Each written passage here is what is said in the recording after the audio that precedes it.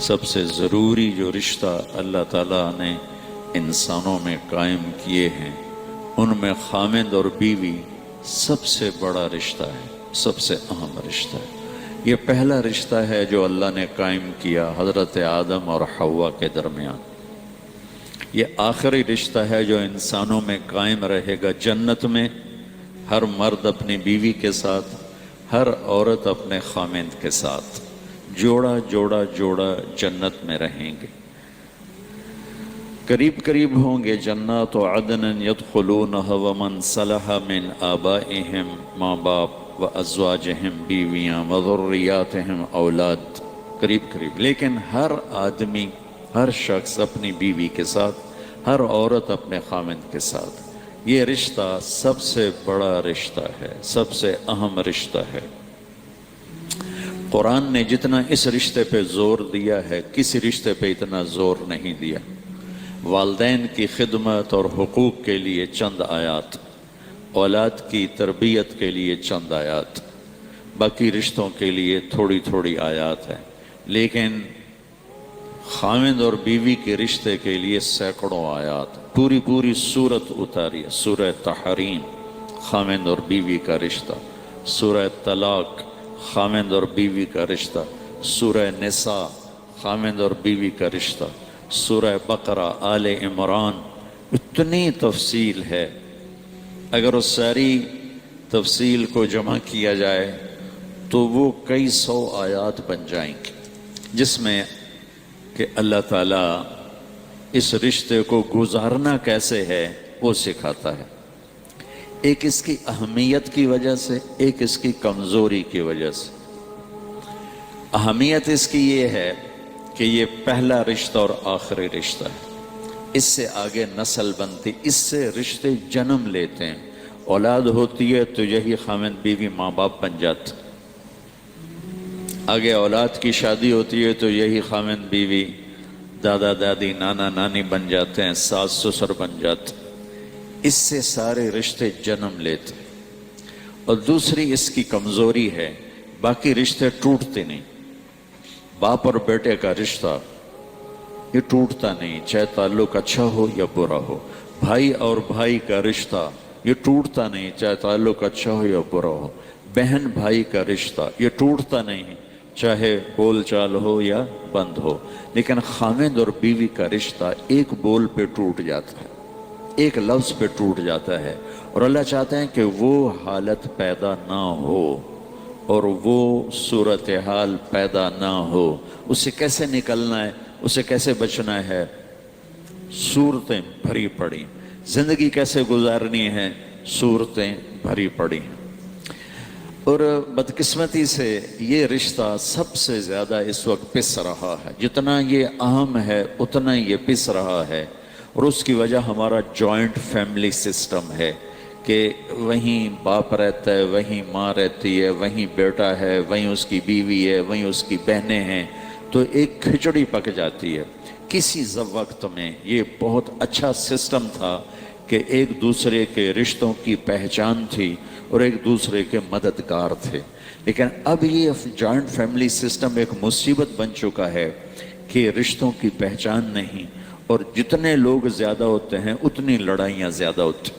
اس لیے آنے والی کا یہ حق ہے، آنے والی کا یہ حق ہے کہ طیب کا باپ مالدار آدمی ہے، یہ اس کی بیگم مطالبہ کرے کہ مجھے الگ رکھو، میں تمہارے ماں باپ کے ساتھ نہیں رہنا چاہتی، تو اس کے ذمے ہے یہ اس کو الگ گھر لے کر دے، تاکہ اگر کوئی جھگڑا ہو تو 2 میں ہو، 10 میں نہ ہو۔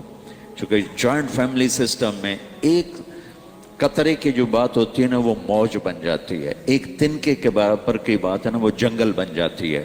اور خاص طور پر ساس اور بہو کا جو رشتہ ہے یہ بہت مسخ ہو چکا ہے، یہ بڑا پیارا رشتہ ہے۔ میں نے اپنی بیٹیوں کو ڈولی میں بٹھا کے رخصت کر دیا، میرا گھر میری بیٹیوں سے خالی ہو گیا۔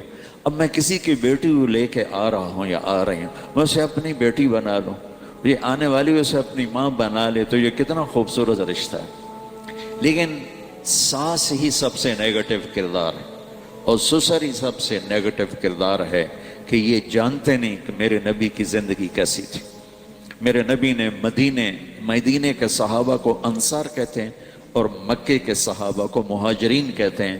تو ایک دفعہ میرے نبی نے اپنے مدینے والے ساتھیوں کی تعریف کرتے ہوئے یہ بات فرمائی کہ یہ جو میرے انصار مدینہ ہیں، یعنی مدینے والے، یہ بڑے عالی شان لوگ ہیں.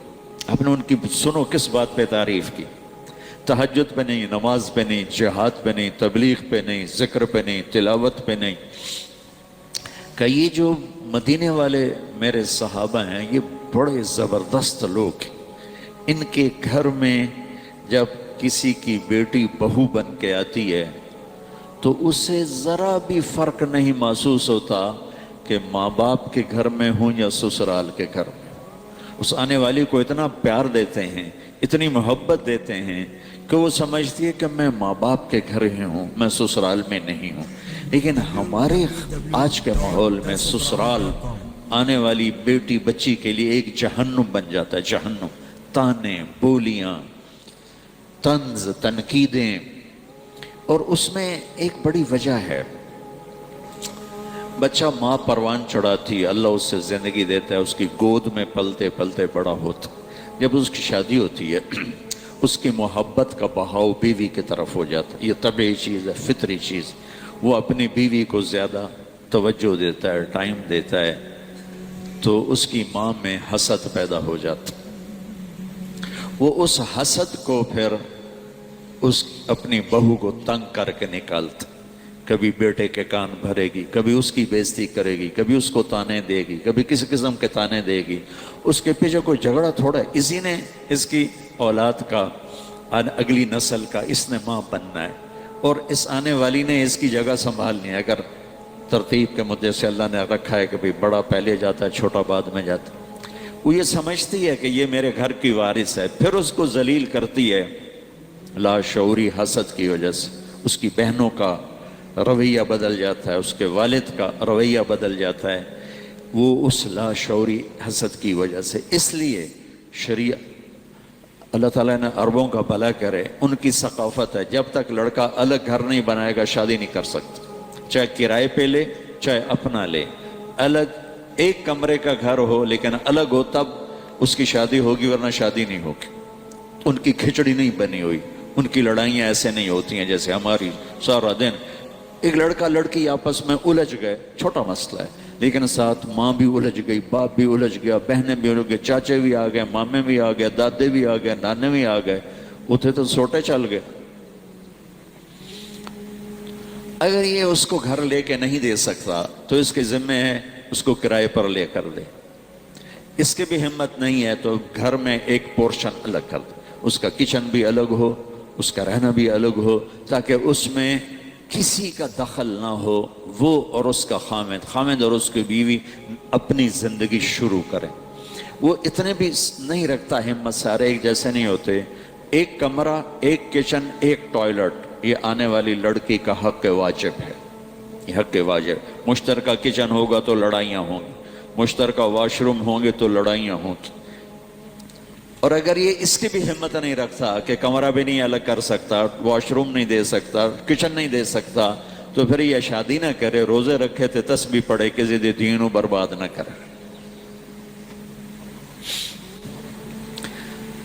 کسی کو بیٹی ہاتھ میں دے دینا کوئی آسان کام ہوتا، اور آتے ہی اس کو سولی پہ چڑھا دینا اور اس کو تانے دے دے کے تباہ و برباد کر دینا.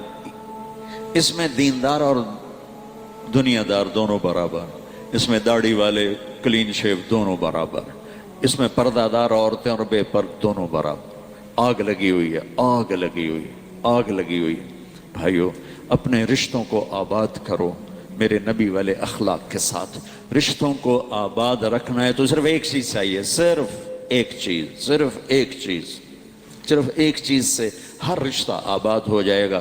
وہ ہے ایک دوسرے کو برداشت کرنا، یا وہ ہیں میرے نبی کے اخلاق، یا وہ ہے ایک دوسرے کی تعریف، حوصلہ افزائی، یا وہ ہے ایک دوسرے کو طنز اور تانے سے بچانا.